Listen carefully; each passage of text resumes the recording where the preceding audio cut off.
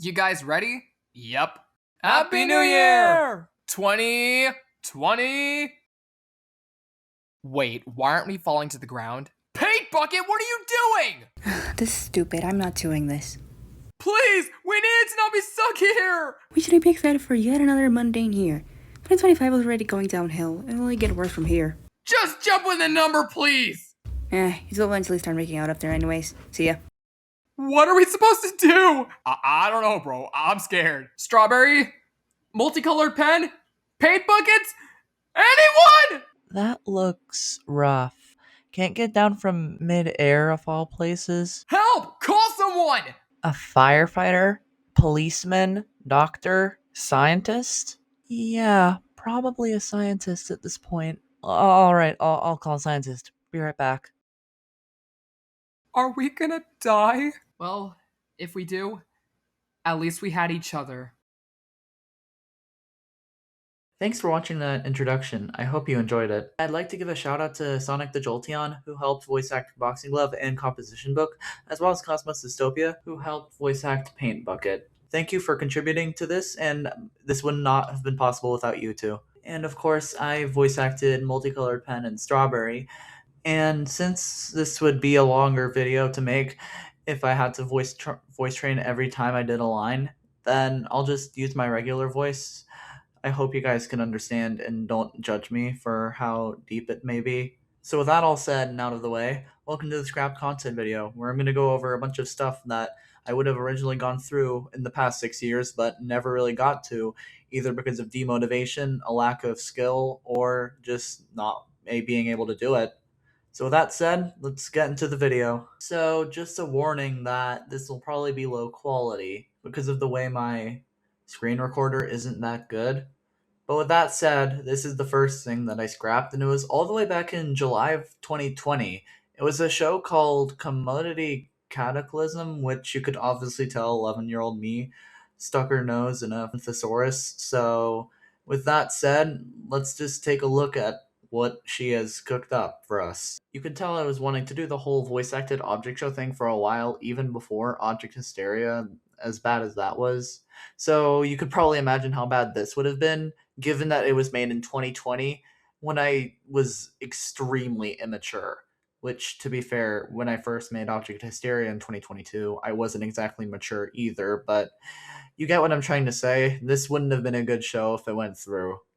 And there are only really 2 or 3 noteworthy contestants that I can talk about, and one of them is Sticker, or as he was called back then, Stickery. And of course, this was prior to him being male, so you could imagine how different he was, and this influenced into me bringing him into Object Hysteria, and then he made into Object Road Trip, so he's a completely different character from how he's presented here. And I do hope to enjoy writing him more in Object Road Trip, but this is where it all started for him. And now, warning sign.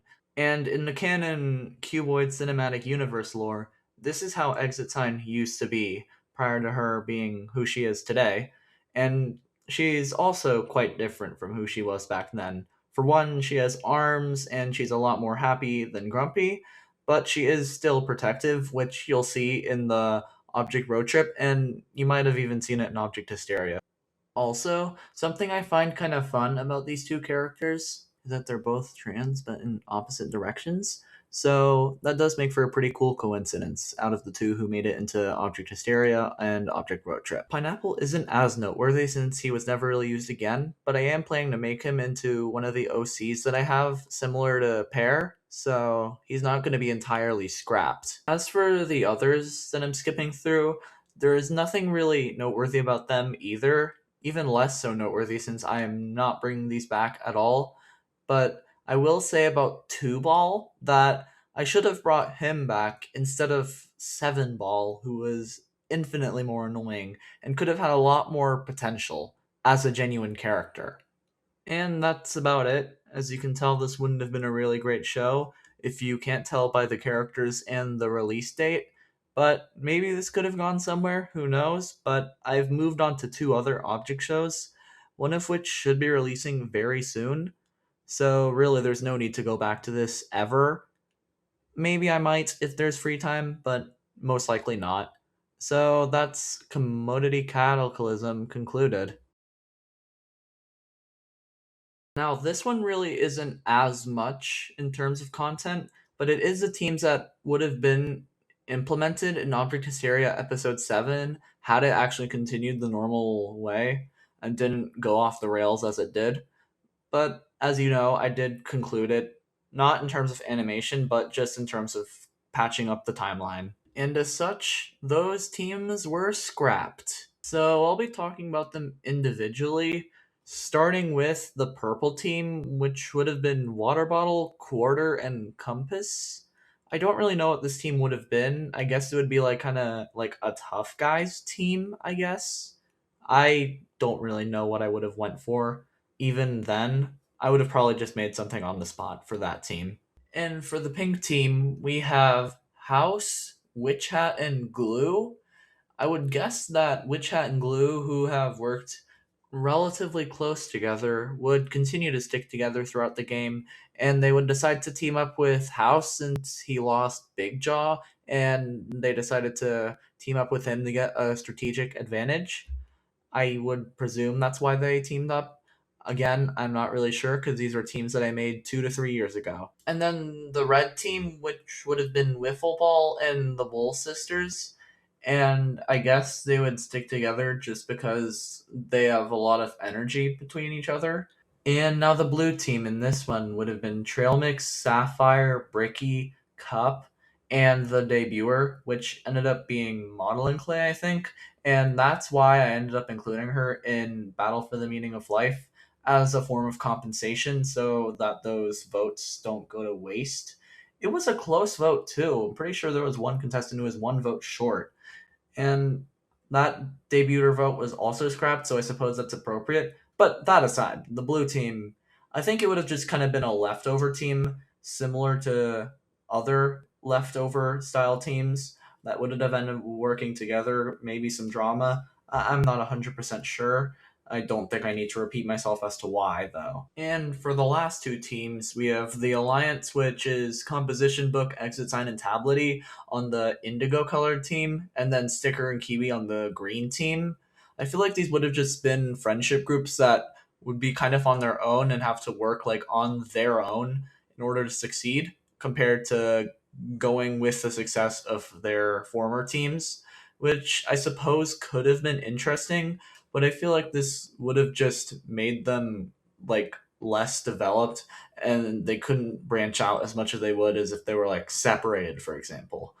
Maybe that would have been controversial at the time. I'm not entirely sure, but I feel like people would not have minded these teams back then, 2023, if had I went through with them. There's not much else to say about these teams besides that, so let's move on to some other stuff. And since I've already yapped on for long enough, I'm just going to keep these next few short and then we'll end the video there. Something that I would have made back in 2022 called Super Scratch Island, which would have probably just been a cheap knockoff of Total Drama Island. And it's not really something that would have also been good. The elimination order would just be filled with favoritism. A lot of characters that I think would be troublemakers back then, as 2022 me would think, would get eliminated in the first few episodes, of course, whilst the ones who were like favorites would of course make like the final five, the final three, and then all the ones who were just mid or okay in my books would have just been eliminated throughout the show, and it would have just been a favoritism fest. It would have just been horrible. Needless to say, it would not be a fun experience if you were to watch this, if it were to be a real show. So be glad that this is scrapped. This would have been absolutely horrible. The last one I'll include here, even though it wasn't scrapped, it was canceled mid season, is Worldwide Battle.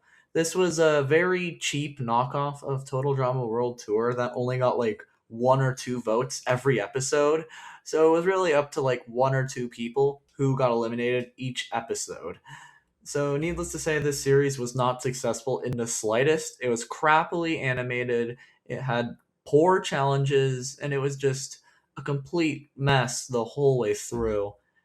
I'm definitely glad to have canceled this, although I did try to make a reboot of this back in 2023. Of course, it was 2023. And of course, that didn't even get a single episode because even for my standards back then, they were a lot higher than they were back in 2021, 2022. So I never really went through with it. And with that, that's all of the scrap content for this video. Even though there were some other scrap stuff, like the viewer votings for the S and Just Not, considering I did some for all the other 6 Teapot teams at the time, they're not really as major as they would have just been side projects at most, as compared to all the other stuff featured in this video. So I won't be featuring anything like those. I just decided to give a brief mention of this one, since I feel like that's the next closest thing to major.